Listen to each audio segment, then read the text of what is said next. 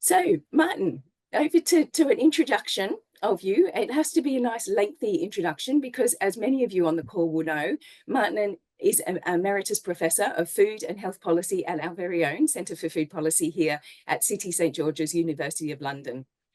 He's been a member of the Centre since its inception in 1994, forming part of the founding team together with Emeritus Professor Tim Lane, Professor David Barling, and Dr. Michael Heisman. As I said, Martin is very well known to all of us, and really because he's played a crucial role in the history and the evolution of the Centre over the last 30 years. So Martin, thank you so much for all you've done, but also for your ongoing commitment and support you offer to the Centre. We know you're still incredibly active, potentially as active as ever. Just a little bit of history about Martin. He also jointly designed the MSc Food Policy Programme, which began in 1998. And to this day, our food policy programme remains the only MSc programme dedicated to the study of food policy. Martin, you were originally trained as an environmental health officer in Dublin. But since then, you've worked and consulted for many organisations, including the UK Department for Health, the World Bank, the World Health Organization, and you've also been a trustee on the Caroline Walker Trust. Currently, you are an advisor on food matters to a number of research and policy groups across the world, and these include the European Executive Agency for Health and Consumers, and also the International Obesity Task Force and Safe Food Island. So what a huge amount of work that you've done, and this topic is just perfect, and we're really looking forward to hearing your presentation tonight, Martin. Thank you. Thank you, Christina. I'm just going to bear with me, everybody, for a moment. I'm just going to share my screen, and then we'll be ready to go. Okay, so can you... Thank you for that nice introduction. It's always nice to talk to people on food policy. Just some introductory issues. I'm going to offer a critique, not a criticism, of many issues related to food insecurity. Indeed, I've written about some of the countries I'm going to talk about, but I am going to offer a critique as distinct from a criticism. I've got lots of slides. I'm not going to dwell on each slide. They're there for you to read after, and there's a comprehensive, I hope, comprehensive reading list at the end, which you can follow up on things. So I'm going to talk about the right to food and the dilemmas, and I think really a lack of action. So what I'm not going to talk about is I'm not going to talk about these issues: war, armed conflict, weaponization, political unrest, refugees. These are separate issues around the right to food for emergency issues. My starting position around the right to food is cash first systems and proper social protection, except in some of these situations here, political unrest, where the right to food may be better in terms of giving out, for example, food parcels rather than money. So I'm not going to cover them. As a background, I'm going to just quote two people. Here's Tom Morello, who's a musician and political activist, and there's a link to this article. And he says hunger is a crime. And then Ziad Rabini, a Lebanese composer, and this is now a song, a poem and a song, and I'm not going to read all of it, but I'm not a heathen, but hunger is heathen. I'm not a heathen, but disease is heathen. And it goes on. And the point about this is people are really worried about food insecurity and poverty and thinking that it's a crime. Now, I want you to hold on to that aspect of crime.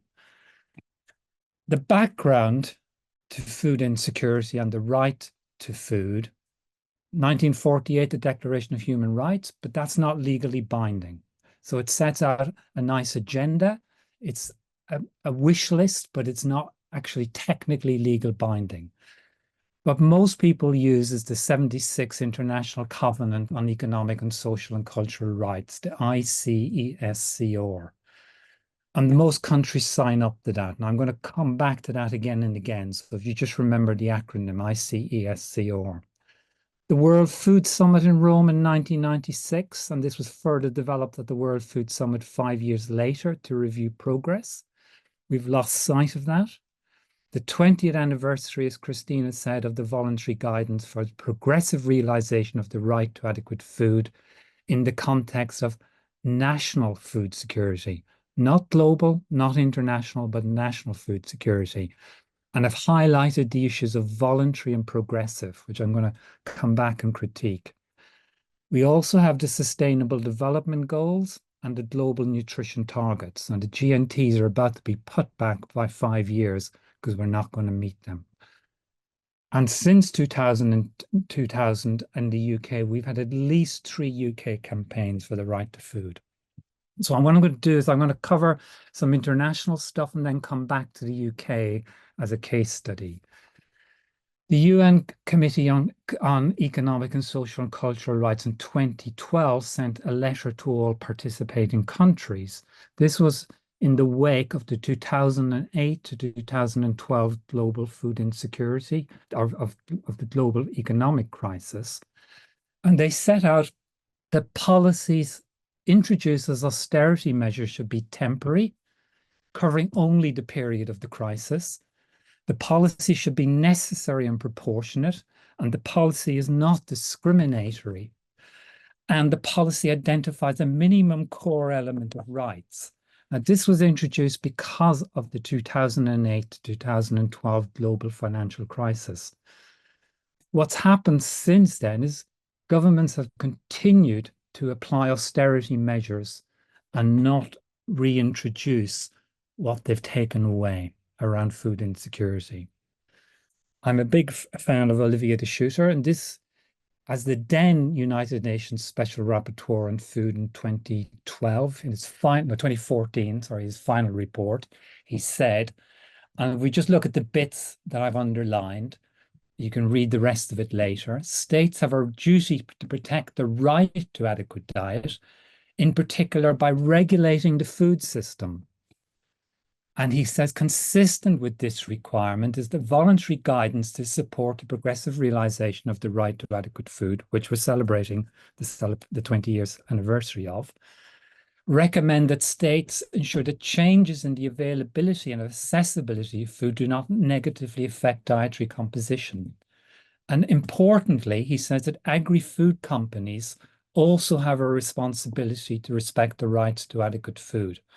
Now, I'm going to come back to this because that issue of the food system and agri-food companies are generally avoided in most right to food initiatives. And I will talk you through that. So what we have is 46 countries signed up to the right to food. That might be going up to around 50 at the moment. 23 explicitly. So usually that's something in their constitution saying we recognize the right to food. 23 not explicitly, but usually signing up to the International Covenant on Economic and Social and Cultural Rights. FIA and Colombia, they have reported a lack of monitoring and evaluation over food rights in general and the voluntary guidance. This is on the 20th anniversary. And there's a link to that report at the end. And a lack of private sector contribution, except in the area of corporate social responsibility.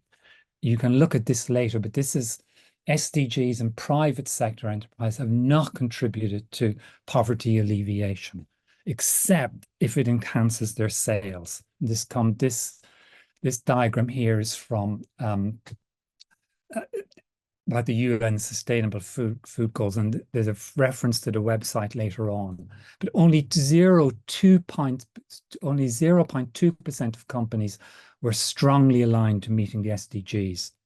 Now, in terms of the framework for the right to food, there's two parallels. One is framework legislation, and I'll put something in the chat later about framework legislation. That usually means something in the law.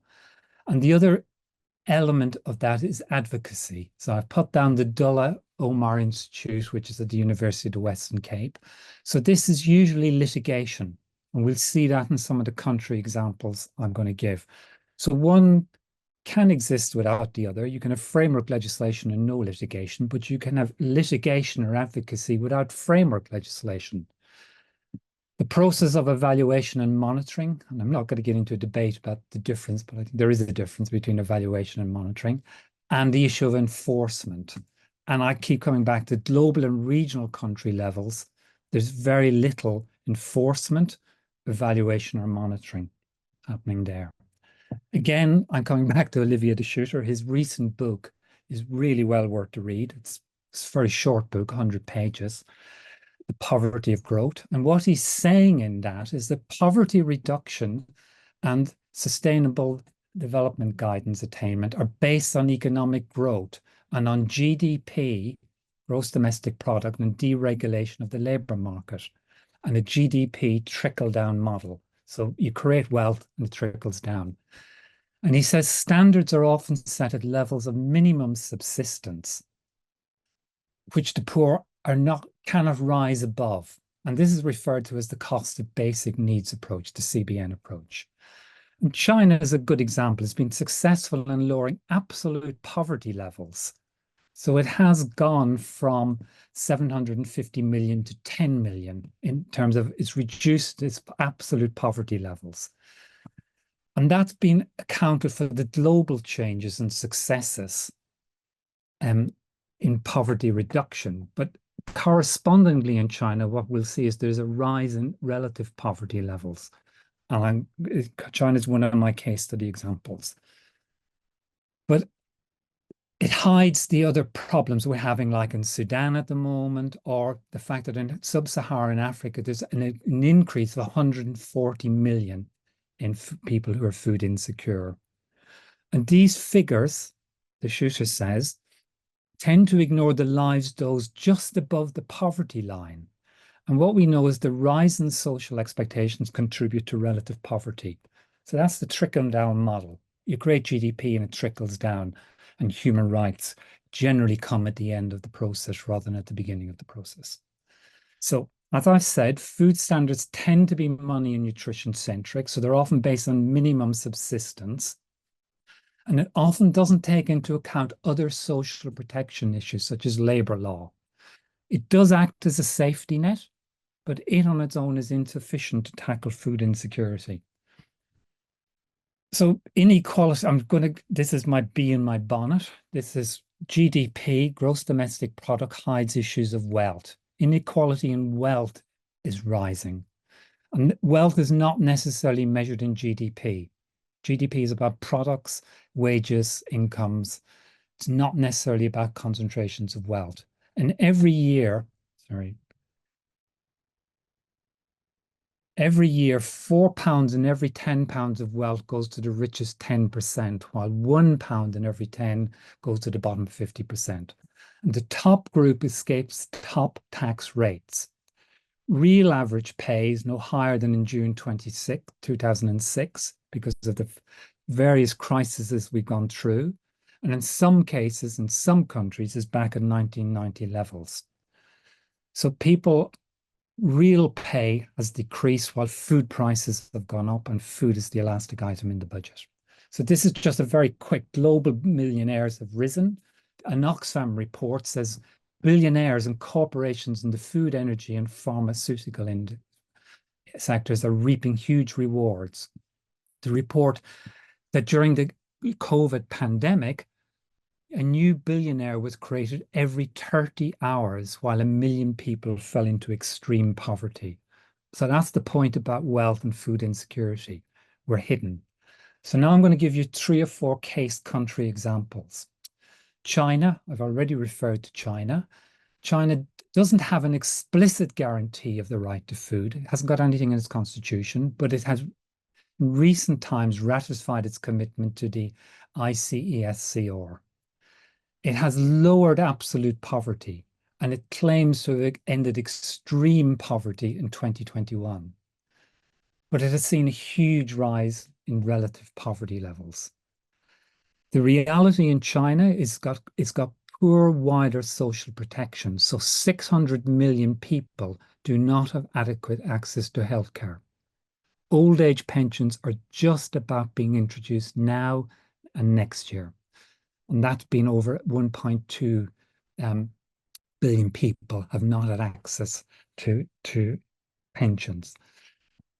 And people find that surprising about China, but a lot of their social protection measures are pay as you earn. So you pay into social insurance schemes and you reap the benefits at the end. Additionally to that, minorities are excluded and food is being politicized. So used as a tool of control over various migrant populations and ethnic populations in China.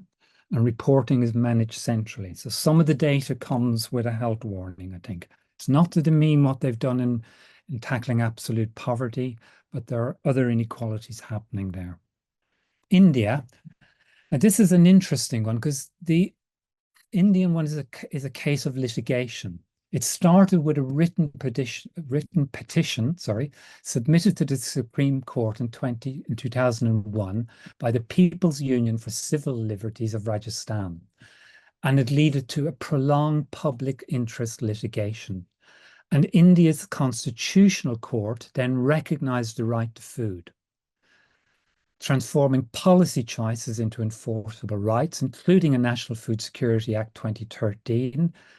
But the point about India is that advocacy and litigation were the driving issues for the right to food. And that's taken the form of procurement and food distribution. There's technical and administrative problems across states. Some of the states are implementing the right to food more forcibly than others. Again, groups are excluded in terms of the right to food. It's been politicized food, Muslim community and certain ethnic groups. Interesting that they've taken some programs from Brazil, and likewise with Brazil, they've taken some programs from India and introduced them into their procurement and food distribution. But these are generally sticking plasters on a situation where wider social protections are weak and they vary across the states. And I'm talking about labor laws, the right to adequate health care, those sort of social protection measures. Brazil, which I've written about and I'm a huge fan of, its right to food, one of the first countries to introduce the right to food in its constitution. The 1990s, the country experienced enormous economic inequalities that resulted in 32 million Brazilians facing hunger, placing Brazil at the time on the Food and Agriculture Organization's hunger map. That really frightened them and got them into action. And the right to food was enshrined in their constitution. And then they've had a number of various initiatives, wonderful initiatives around food. The Zero Hunger Initiative, Framework Law on the Right to Food in 2006, National Food and Nutrition Policy, the PHAN from 2013, which I think is still a marvelous document. They've had big successes with nutrition, but its social protection measures are weak. They actually benefit middle and high income earners, civil servants living in urban areas. And rural poverty and isolation from services are still problems in Brazil. So just some more on Brazil. There's been a flip-flop situation. Sorry, spelling mistake there with problems with politics from Lula da Silva to Bolsonaro and two other conservative administrations and back to da Silva. So the National Council for Food and Nutrition Security was disestablished by Bolsonaro administration, making a lot of the implementation difficult. And this is framework legislation, but not every piece of framework legislation was touched. Bolsonaro didn't get round to dismantling everything. Some things remained. But austerity and political philosophy were used to diminish general social protection measures, not just food, but more general social protection.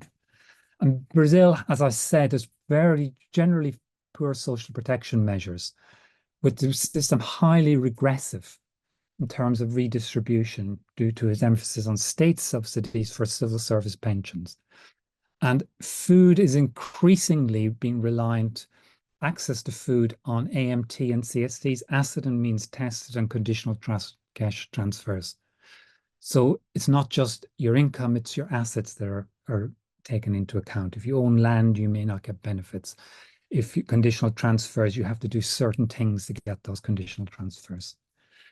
But interestingly, Brazil has proposed a restructuring of debt for emerging nations to tackle food insecurity and a global tax on millionaires and billionaires to fund global food initiatives. I think it's still, my critiques are there, but it's a wonderful system. South Africa. Here's another example of both framework and litigation together. 1996 included the right to food in its constitution.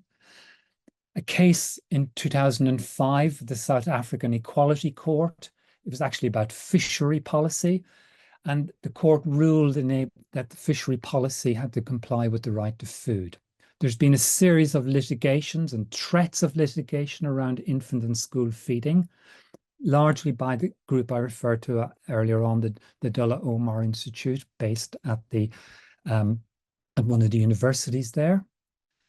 And a lot of evidence from South Africa on lockdown cash transfers showed these could be effective in addressing food poverty. So cash benefits better than food benefits.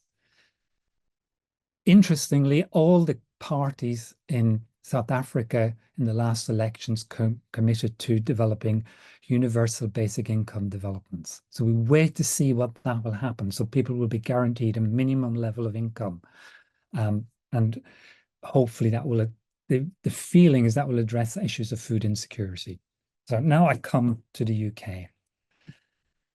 The Constitution of the UK does not contain provisions related to the right to adequate food. UK doesn't have a written constitution, but we could have still could have it recognised in the courts and through legislation, but we haven't. The Alston report, Philip Alston was the UN Special Rapporteur on Extreme Poverty, suggests that the UK is not meeting its legal obligations in relation to social protection and the right to food. UK governance is fragmented. Agriculture and food fall within the competencies of the devolved administrations. So in Northern Ireland, Scotland and Wales, they have some power to develop their own agriculture and food policies, but control and respect of overall finance and international trade remains the province of Westminster. Lots of NGO activity, and I'll show you just some slides in a moment about that, and union activity. There is an example of framework legislation with the Good Food Nation Scotland Act and potentially with the Wales Food Wales Bill, which I think has been delayed. I put some references to it in at the end. The Good Food Nation Scotland Act 2022 includes a requirement to produce a national good food plan. Now, I'm going to just show you. These are a number of the initiatives around the right to food. So we've had Ian Byrne, an MP, campaign on right to food. We've had Unite have a right to food. We've had various Feeding Liverpool right to food. Universities a right to food. Scottish Youth Parliament a right to food. We have, Belfast City has become a right to food city, for example. What it can do is limited to what it can do in Belfast, but it is a right to food city. We have Just Fair as another initiative, and we have the Food Ethics Council about the relaunch its Right to Food initiative. It's been going for a long while. But I'm going to deal very quickly now with the Scottish situation because it's interesting. It's a piece of framework legislation, but it has fundamental flaws and gaps. The Good Food Nation Scotland Act, that's what that is, does recognise the fundamental importance of the right to food, but it does not formally incorporate the right into Scots law, nor does it include a specific route to enforcement. So it's a positive step. It mentions the right to food as set out in the ICESCR and its connection with other human rights. So the plan is to introduce laws, but link it to not just to food, but to other human rights issues. And Section 2D requires that Scottish ministers have regard to produce a national good food nation plan, which leads to the main outcomes in relation to food-related issues, which the Scottish ministers want to be achieved in relation to Scotland. They have to include indicators of measures by which progress will be achieved and assessed. So it's meeting my monitoring and evaluation issues, and the policies which the Scottish ministers intend to pursue in order to achieve the outcomes. Now, the problem is that this mainly applies to local authorities and statutory agencies, not to the private sector. So Scotland has to set up an independent statutory Scottish Food Commission to monitoring progress. That's been set up, but it's been delayed, is my understanding. Politics have interfered, like happened in Brazil. The government plan to end the need for food banks. They've seen them as undignified and not meeting the rights of citizens. And that was in an earlier plan before the Scottish Act was introduced, but it's part of their agenda. On human rights, they're going to introduce new legislation to incorporate ICESCR and other treaties into Scottish law. As I said, politics have interfered. The Scottish government have just in the last 2 weeks ditched the rollout of universal school meals, so no expansion to schools in primary 6 and 7, as was previously planned due to budgetary restrictions. And Scotland is also considering the enactment of a more general human rights bill. So it's great. There are lots of things there. It's a framework, but it has gaps. It's human rights law, new legislation, so it's going to go broader than just food. But the focus, as I said, is on public bodies, health boards, and then they've taken a little bit about education. And I'm not saying education is not important. Of course it is. But this needs structure, and it needs to regulate the food system, particularly the food system in Scotland, which is slightly skewed. This is a list, which thank you to Pete Ritchie for this. This is a list of all the other things that the Scottish government wouldn't have done in terms of wider food security issues and wider social protection. So they're mitigating the 2-child limit, which the UK government have not yet rescinded, ending discriminatory payments. And they've done a whole lot of other things. Look at that list afterwards. I'm not going to go into detail. The point is that no one piece of legislation can tackle food insecurity. You need comprehensive issues. Okay, but these may be in danger due to budget cuts. We're now facing another round of austerity, just like 2008. On to my conclusions. Okay, the jigsaw. We need to raise the bar and extend the issue to the private sector in terms of the right to food. Voluntary agreements, there's an old saying in Hollywood, a verbal contract's not what the paper it's written on. And it's similar. We need to end these voluntary agreements and enter into comprehensive legislation, framework legislation. We need to link to wider social protection issues. Implementation from framework and advocacy to monitoring and evaluation. We need to much more invest in monitoring and evaluation of what's happening. And we need to focus on, are we going to move to targeted benefits or universal benefits? I'm universalist, but there is a debate to be had there. So success in absolute poverty globally, but rises in relative poverty. And that has I'm happy to discuss that afterwards if people want more detail on that. Food insecurity and welfare provision have been weaponized. How can the right to food tackle this? I would suspect only through litigation. I think in the UK, we've been bad at that. I put some references in at the end to climate action litigation. So people have been taking governments to court on their right to a clean environment, and they've been largely successful. Cases in Switzerland, I think, was the last one. GDP, gross domestic product, and its growth is not a substitute for redistribution to tackle food insecurity and rights. I'll read Olivier de Schutter on this. He's absolutely clear on this. We need to look beyond food and nutrition security measures and include other social protections and look beyond the cutoff points. So $2.50 a day. What about somebody who's earning $2.65 a day? They're still suffering. The problem with cutoff points is we tend to forget people just on the margins of those cutoff points. Measures need to address hidden groups, Muslim communities in India, ethnic groups in China, gender, LGBTQ, etc. All of those issues need to be built in.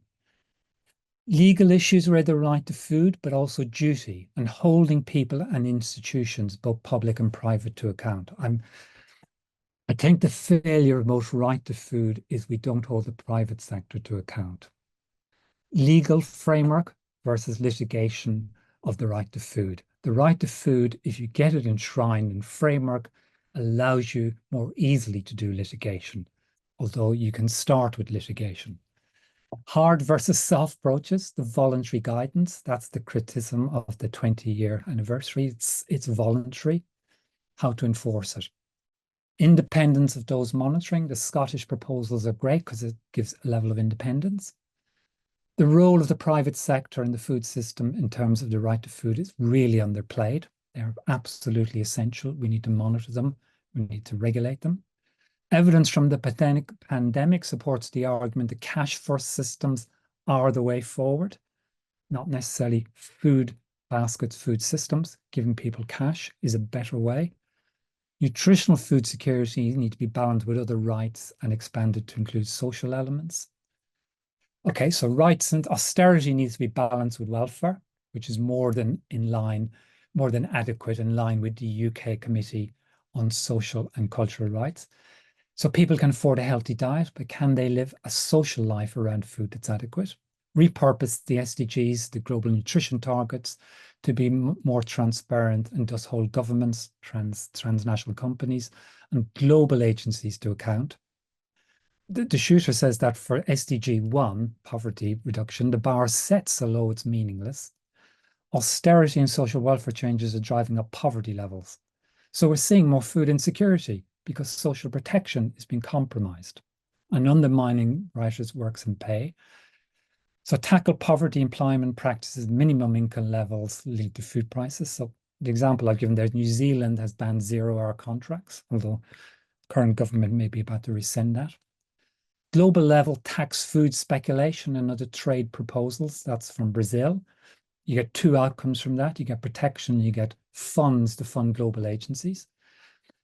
We need to be aware that public opinion may not be as positive as we assume. A recent example from the UK under the Boris Johnson administration was that there was a general support for cuts in foreign aid, which does tackle some food insecurity, but people here generally talk, why are we funding foreign countries while we have a crisis here?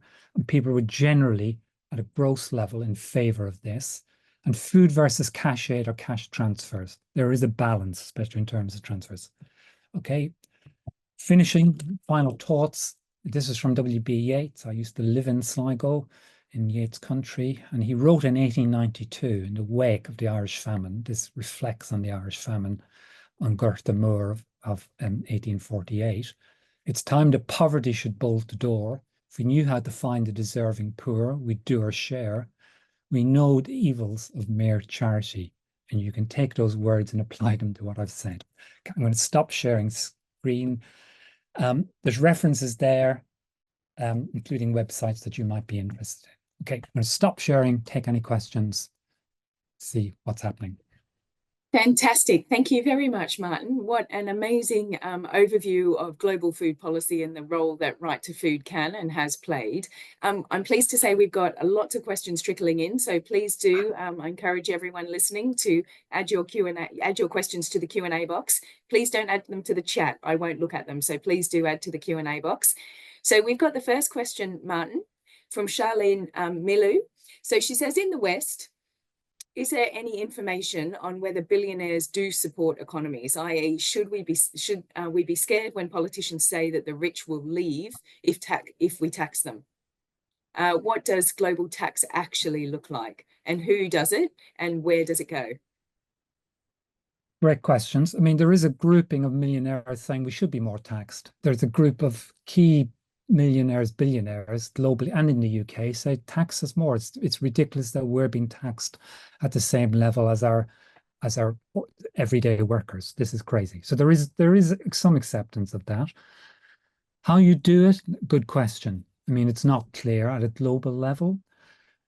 Global markets, the Tobin tax, now slightly fallen out of favor, but the Tobin tax, 60% of global trade is not actually trade in goods, it's speculation.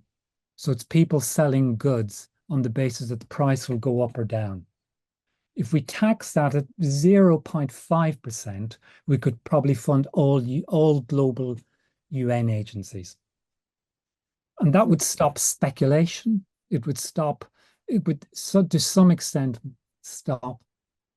It would help address some food insecurity issues because you wouldn't be trading goods around, moving goods.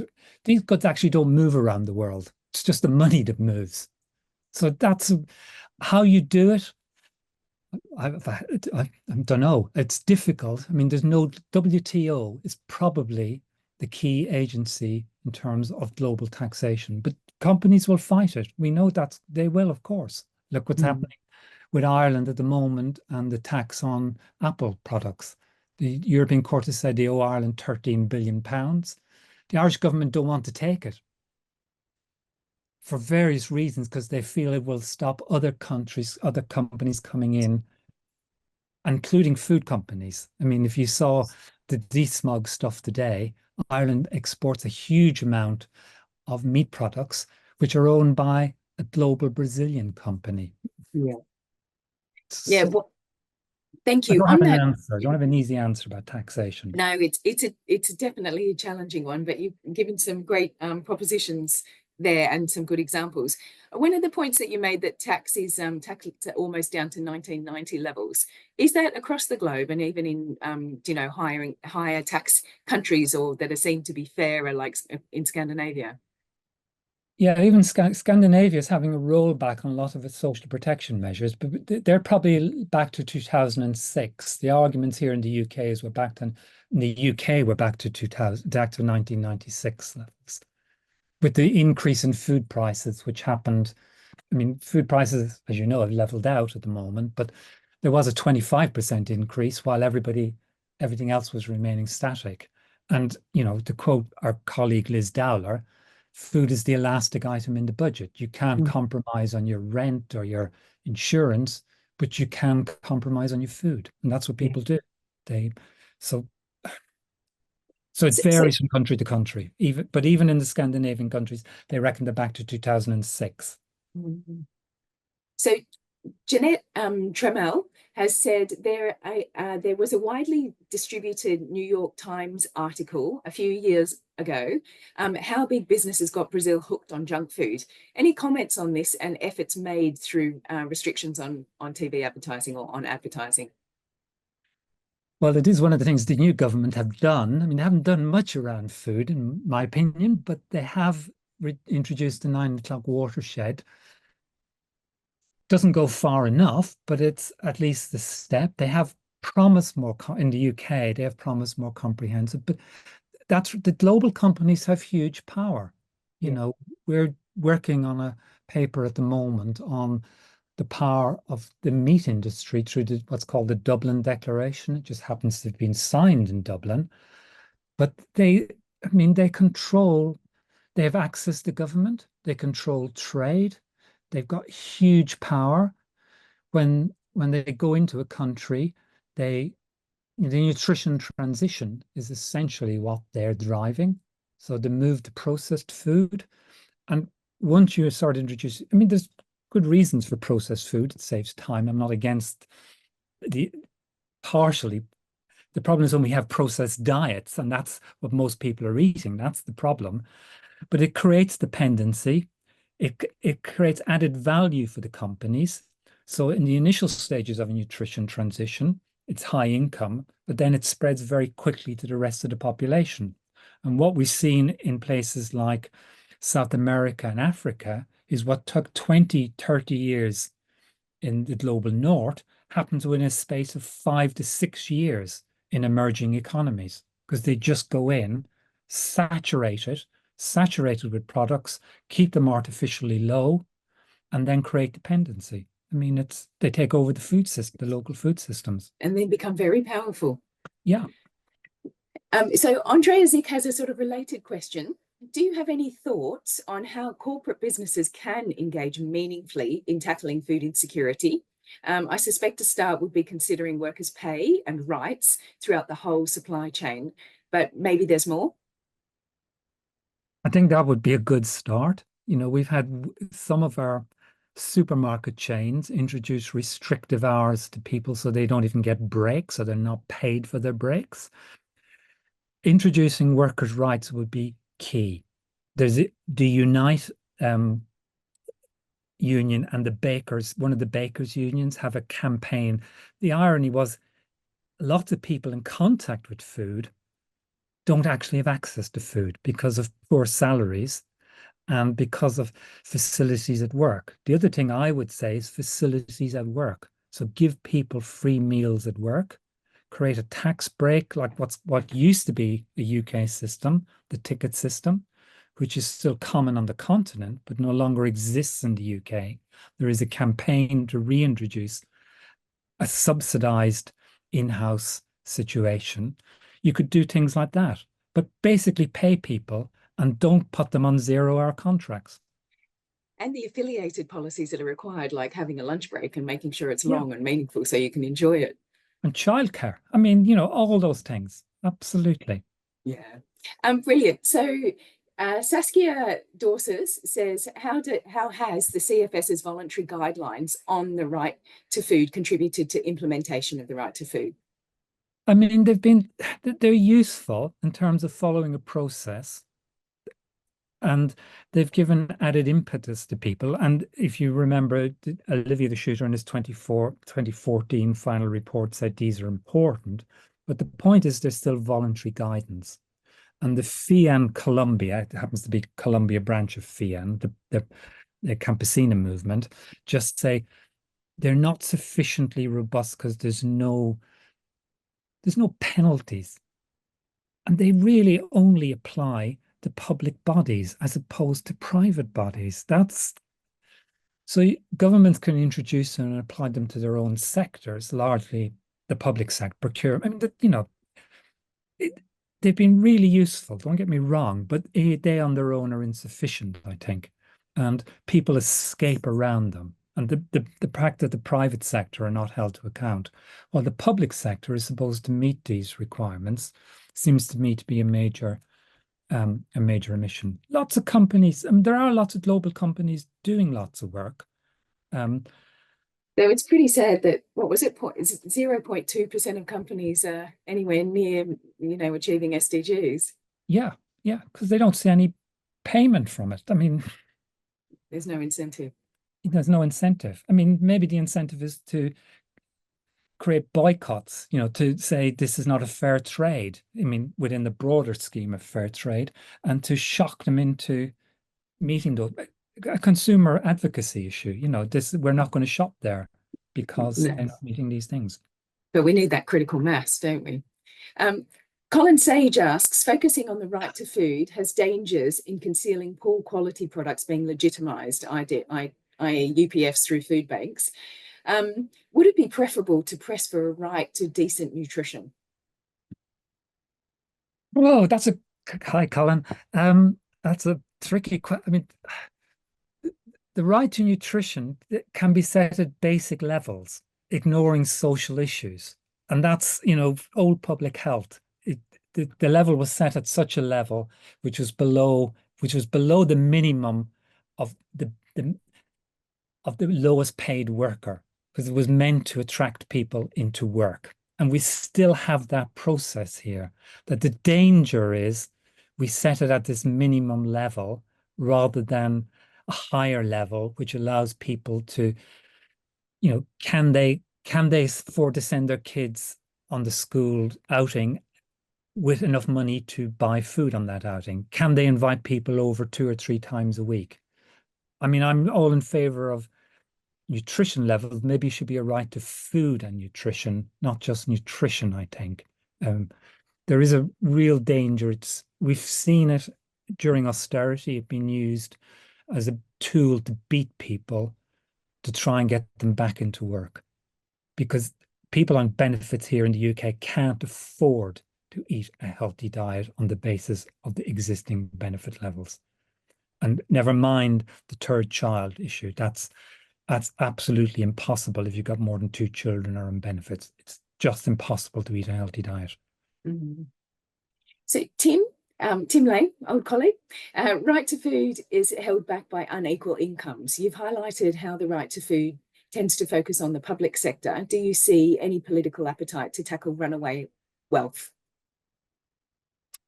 Some, I mean, I think the Brazilian move promoting this it's at least opened up the debate again. I mean, there are a number of global millionaires and billionaires. I forgot it's the billionaires club, something tax me, or it's called something like that. And they're saying it's completely loopy. Will I miss an extra £1 million from my multi-million pound income. It's just loopy. Just tax us. We won't even miss it.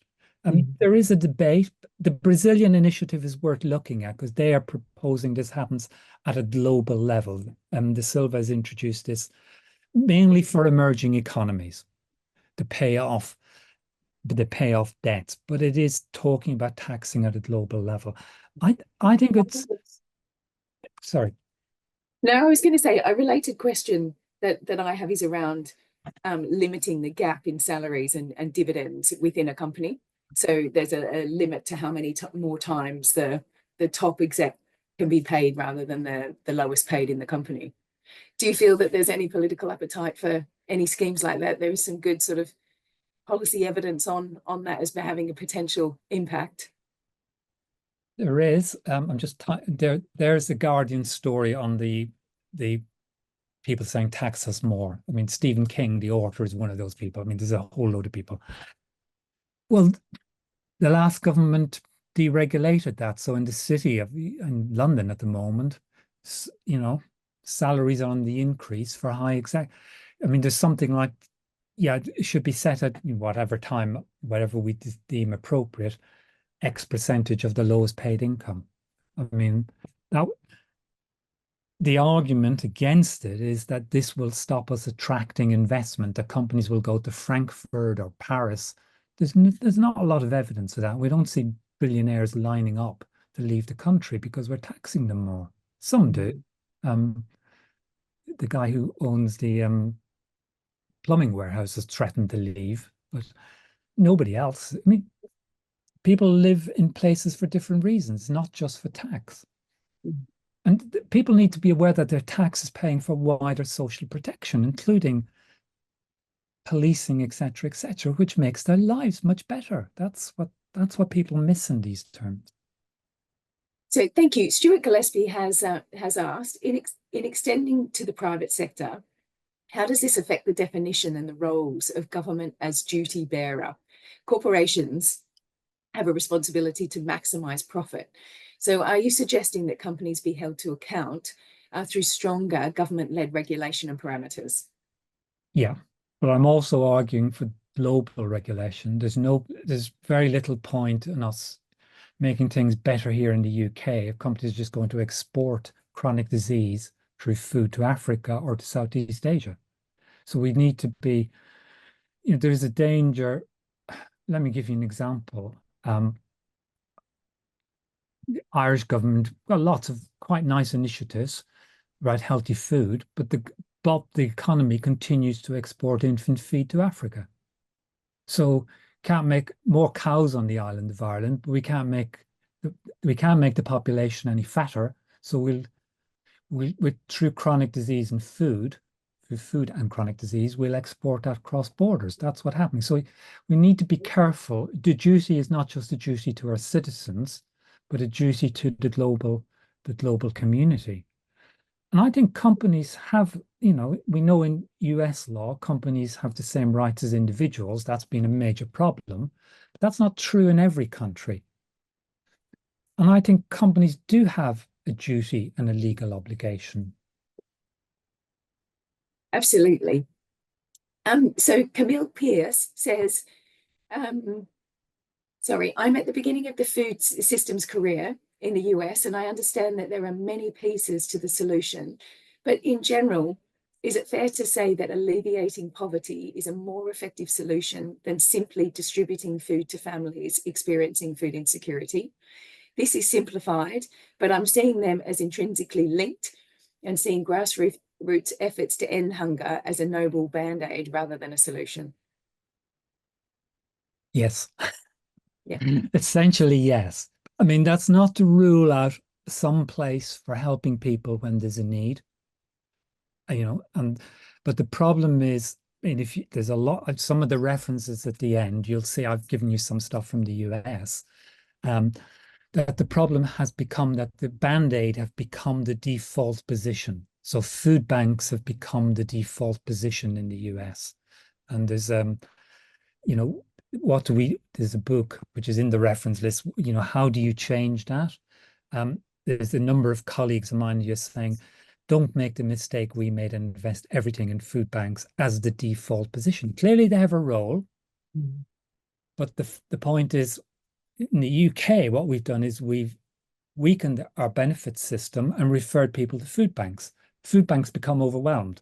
Now food banks can't source food because companies are cutting back on food waste. So food banks are looking for cash donations to buy food to feed people.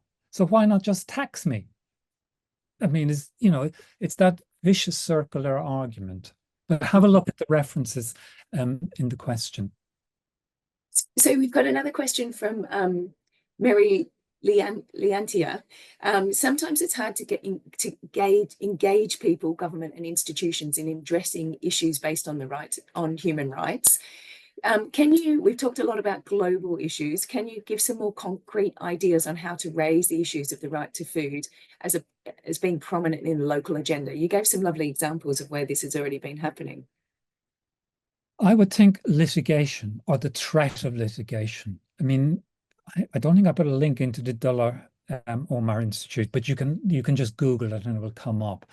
And in South Africa, they've been very active in taking legal action around certain issues. So school feeding. You got to pick your battles. You might think, well, school children are the obvious one. And in policy terms, rather than going for generic issues, maybe pick your battles. What's emotive? What can you make most ground on? So the kids are always the one that's a winner, not older people, vulnerable people. But litigation, or at least the threat of litigation, has been successful in India, South Africa, even Brazil. It's been, some of the states have been taken to court over not meeting national guide. Sometimes legal departments making collaborations with legal departments who will do this as a pro bono issue. And we've not, I mean, in the UK, we've had not done that, interestingly. I can't think of any situation. The Scottish Act will give power to that, but we could have done it before that. We could have taken, it's happened with climate action. I put a couple of references to climate action, where this is a major issue in climate action at the moment. People taking governments to court over damage to the environment, and they've been successful. I mean, there's 3 or 4 examples in the presentation in the end. I have to remember what they are. Switzerland, there's UNEP, United Nations, have a link on it, and climate change and human rights-based strategic litigation. Litigation is one of the answers. Francesca Vaghi says, thanks so much for a fantastic presentation. I agree that monitoring and evaluation is key. However, how do we avoid expanding the monitoring and evaluation of industry when it doesn't seem to actually audit culture or lead to better outcomes? Wow, yeah. Well, you hit them on that exact issue. You hit them on the hidden costs. They're creating costs through obesity, through chronic disease, through climate change, through food insecurity. And maybe we need to build those hidden costs in, the opportunity costs, not just, and reward those that are doing something. Some companies are doing things. I suppose one of the things they'll do is they'll do it if it's in their interest. Maybe we've got to create a climate among citizens, consumers. There have been a number of successful boycotts of companies. Maybe we need to re-advocate that at a local level. But we do have to offer them some carrot. What's the benefit of this? And the benefit is long term for them. I mean, I've been doing some work with colleagues in Italy, and we've been looking at cocoa and coffee.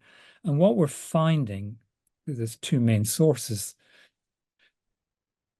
Cocoa, West Africa, what is it? 80% of cocoa comes from West Africa. Climate change is really putting that in jeopardy, but also people leaving the land. So companies are investing in social protection programs. Now, there's a danger with that because it doesn't apply to everybody. It only applies to growers of cocoa. It's not community-based, but they're interested in protecting their sourcing, well, maybe developing other sources of cocoa in other climes, and the same with coffee. So we now have companies investing in social protection measures, setting up pension schemes.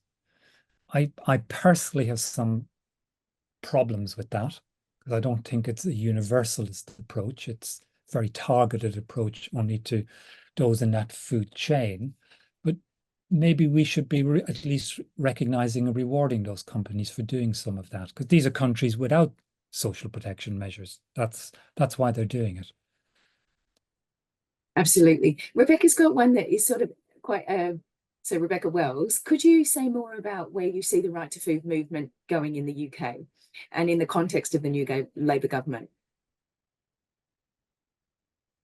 One of the main advocates of the right to food, a guy called Ian Byrne, runs the right to food, which is mainly based through football clubs. He's just been ejected from the Labour Party because he voted against the implementation of the two-child scheme. So it's not clear who the advocates are at the moment within the Labour Party. There is a food poverty campaign within the Labour Party, which has been sidelined, I would say. I was had some part in that. I'm not sure at the moment, Rebecca, where I think Scotland, and I saw that the Wales bill has been kicked out and is going to have to reintroduce it. But the Scottish bill at least offers some hope. It reminds me a bit of smoking. Everybody forgets that one of the reasons the smoking ban came in the UK was because Scotland at the time, back in whenever it happened, the early days of the Labour government, 1999, 2000, Scotland said it would go independent on smoking. So the UK, the Westminster government at the time was saying, oh, we'll introduce all sorts of loopholes. So if it's a private members club, you can smoke. So everybody would just have to set up their institutions of private member clubs, and you could. And Scotland said, no, we're going to ban smoking. And there was a sudden realization you couldn't have a different system across the UK.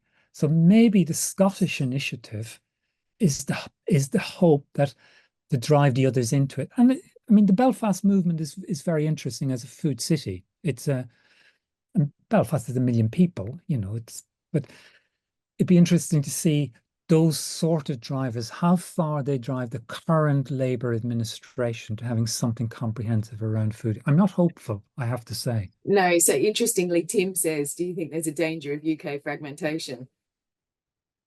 Well, that might be good. Some of us might go live in Scotland. So The weather. Jasper Singh has a great question. The right to food applies to citizens. Have you come across examples where the right to food has been applied to non-citizens? Here in the UK, no recourse to public funds that applies to people who seek their international right to asylum are arguably the most food insecure in the UK, and I worry that discrimination is built into these rights. They don't have any right to food. They're excluded from most of the benefits, most of the welfare benefits, including the right to work and things like Healthy Start, acceptance. There's a consultation on about that at the moment, so I encourage people to respond to the government's current consultation on Healthy Starts, no recourse to public funds. There you go. I mean, absolutely right. These groups are excluded from the right to food, actually. I mean, the problem is we define the right to food as citizens rather than people.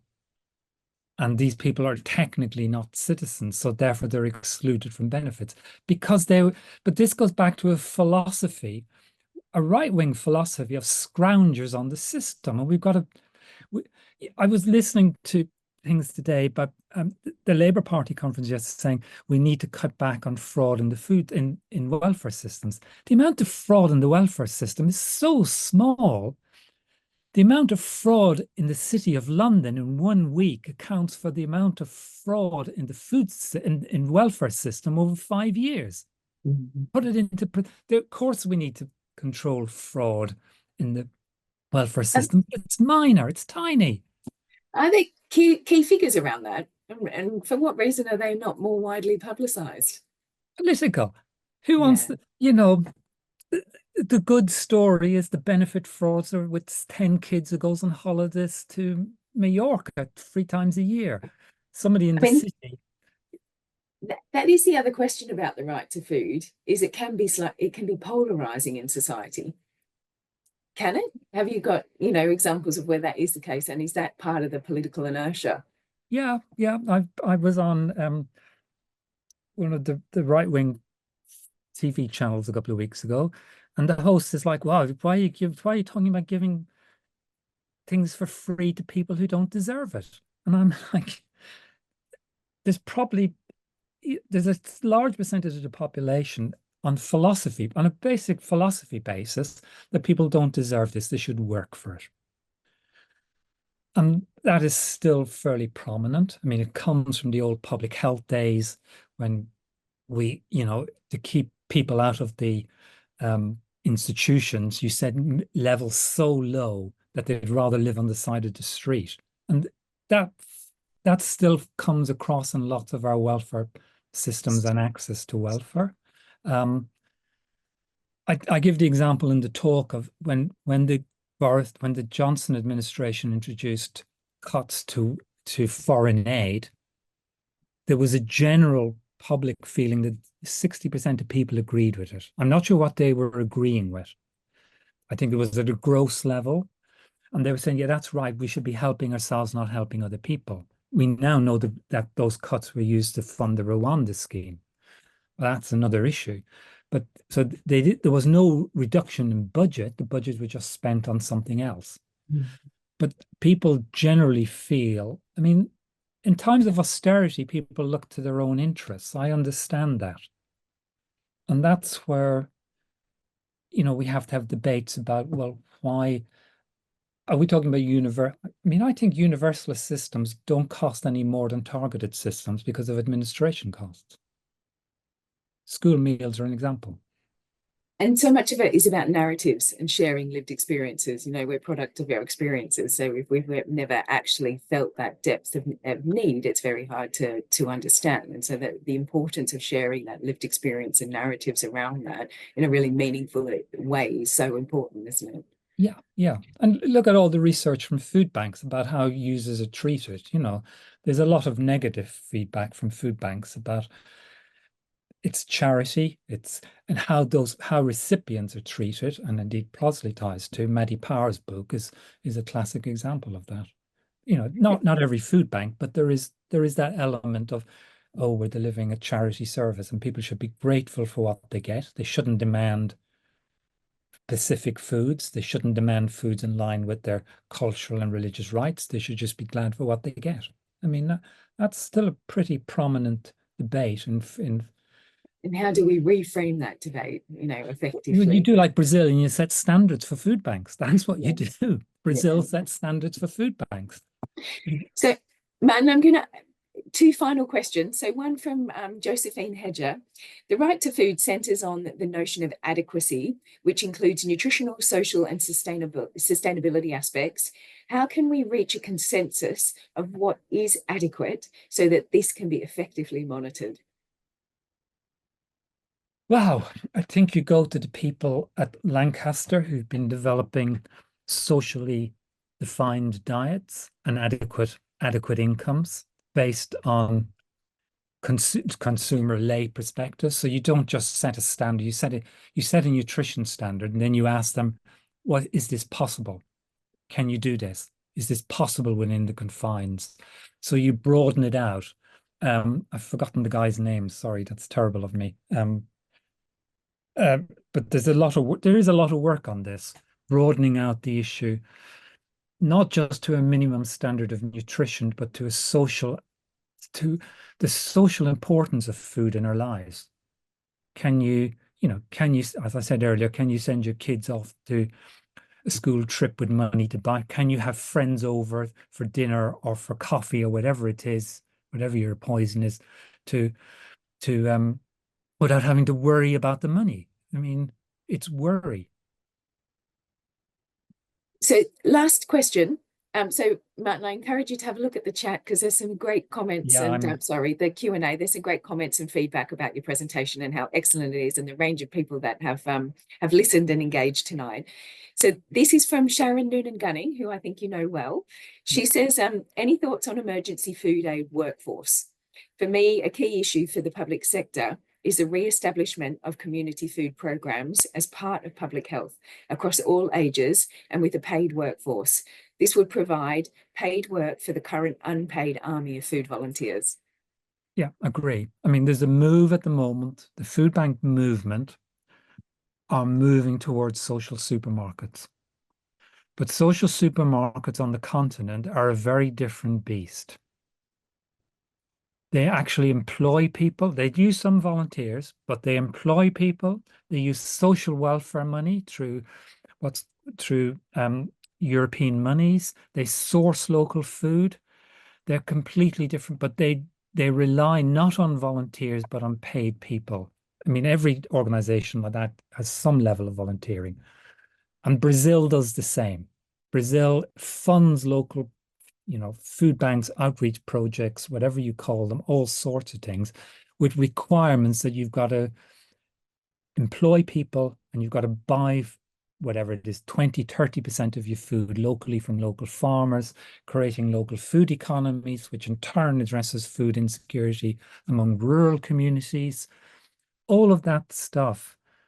I think I think the danger at the moment in the UK is we move to social supermarkets without a real model of what they're like on the continent, which is they rely somewhat on philanthropy money, but they take a large chunk of EU social welfare money, what was the MDP program, the Most Deprived Persons program, and they employ people to coordinate. Volunteers are great, but you get volunteer fatigue, people move on, you lack consistency in these organizations.